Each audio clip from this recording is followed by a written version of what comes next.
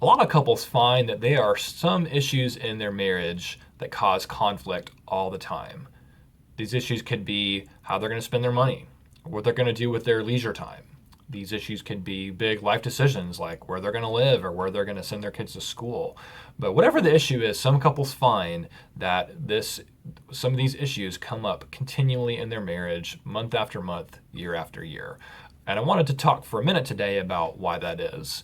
Over the summer, I completed level 1 and 2 of the Gottman Method couples therapy training from the Gottman Institute out in Seattle. And the Gottmans have been studying marriages for decades and have done really some great work on marriage.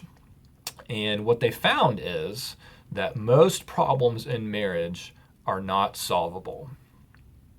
Most problems in marriage will not have a solution.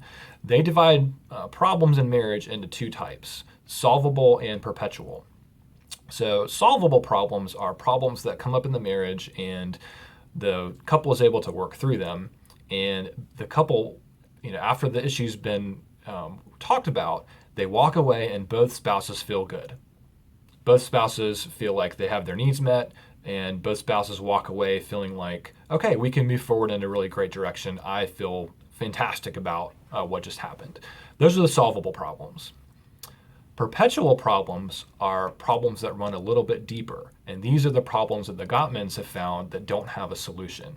Why isn't there a solution? Well, these problems have their roots a little bit deeper, and perpetual problems come because each of us enter into a marriage. We've been shaped.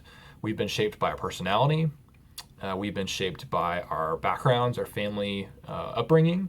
And from a Christian perspective, we would say that each person in a marriage has unique sins and flaws that are going to come out and are going to present challenges in the marriage.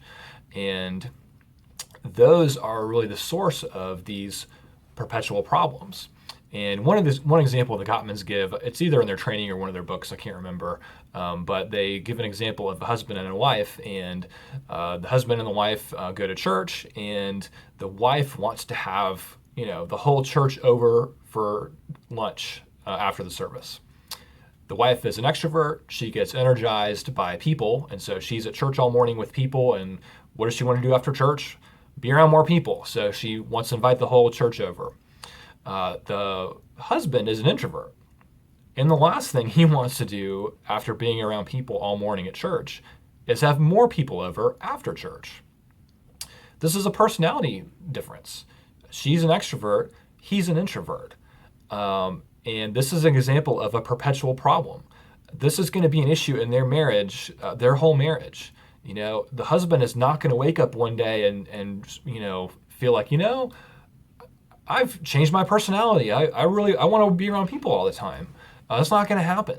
This is an example of a perpetual problem in a marriage. And what the Gottmans have found through their research is that perpetual problems are 70% of the problems in marriage. So only 30% of problems in marriage are solvable. So again, that's a very different way of thinking about conflict. So if you find yourself in one of these perpetual problems, know that that's normal. That's common. Most problems are like that, even in good marriages. Good marriages. They've studied all kinds of marriages, and they found even in the good ones, perpetual problems are a reality. So what's the goal for a perpetual problem that's not going to have a solution per se? Well, Gottman say the goal is to dialogue. To come to a place with the problem, you can dialogue over it in a healthy way, that you can cope with it, you can manage it, and learn to compromise. So the husband and wife that see things differently about having people over after church, they're going to have to dialogue about that regularly and find ways to compromise that both spouses feel good about. And that's the best you can do.